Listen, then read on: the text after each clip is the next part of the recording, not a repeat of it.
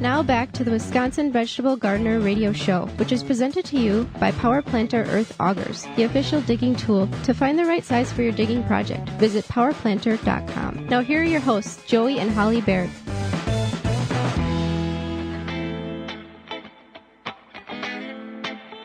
Well, hindsight is always 20/20. What we once wished we knew when we were younger, or last week, or last month, or earlier today would have made things a lot easier for us in the projects in which we was and have tackled. We're going to go over some things that we wish we would have done differently, or changed, or not done at all in our garden this year. Maybe you can relate to those.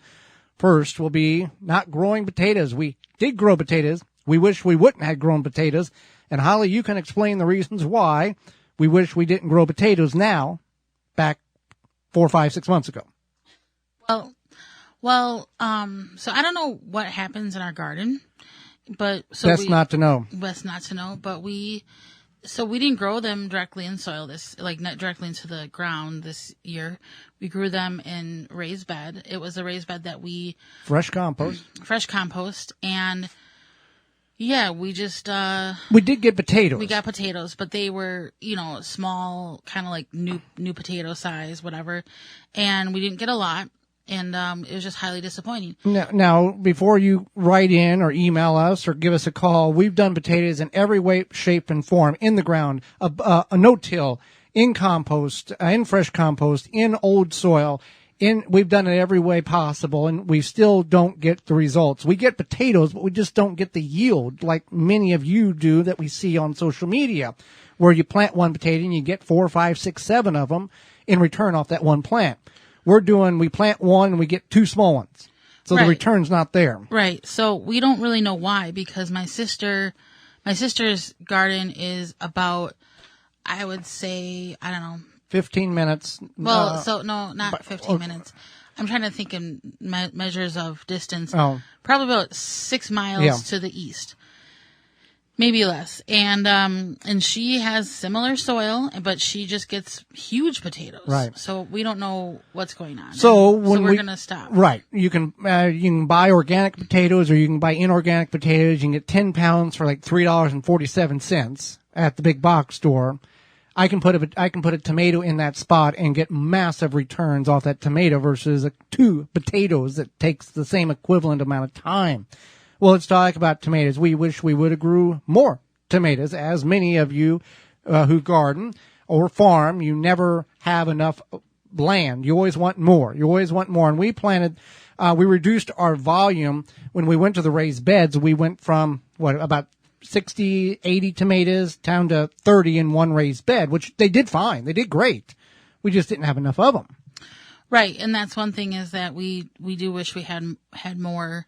They did do really well. We will change that next year. Yeah, for sure. We're going to at least double, if not add a few additional ones in the ground somewhere. Another thing is cardboard in the bottom of raised beds. Happy with some. Didn't do it with others. And we got a mixed bag on that. Yeah, some. Now, explain the practice there.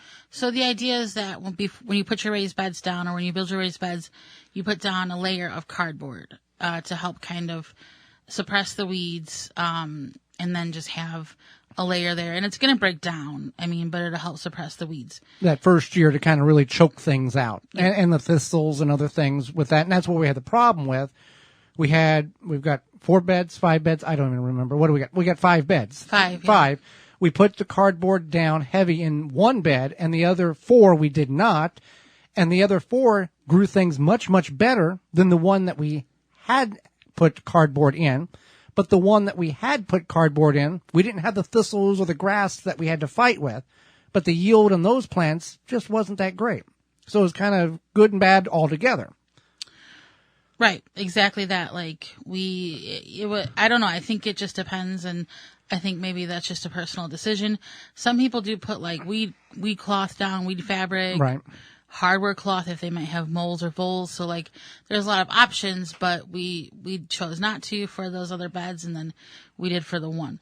Well, the thing with the cardboard, with the thistles, the ones that we didn't use, we fought with. We used an organic weed killer on it.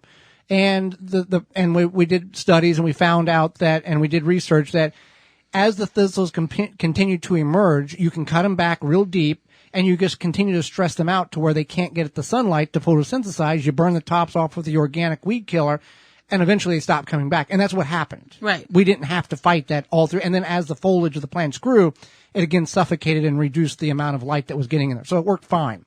Now on a positive note, we wish we would have planted more golden raspberries. Yeah, those are delicious. And we bought one plant in spring, right? Whenever that was, and spring would have been in spring. Yeah. Yeah, you said spring. Whenever I don't that remember was. If it was spring or early summer. It was spring. Yeah, so we bought one in early spring, or no, it was early summer, I think. But whatever. And then it gave us a few raspberries. About 2 dozen. Yeah, and they were delicious. Yeah. But now we want more. So we will extend that. Obviously, we did a video on how to plant a raspberry plant on our website and our YouTube channel. You can find those both searching the Wisconsin Vegetable Gardener by doing that. Another thing is we should have started with stronger, healthier eggplants and pepper seedlings. We struggled with this the last couple of years where we didn't have the 8 or 9 or 10 inch plant that you buy at the garden center. We had 3-4 inch plants. They did produce. They took a very long time to produce.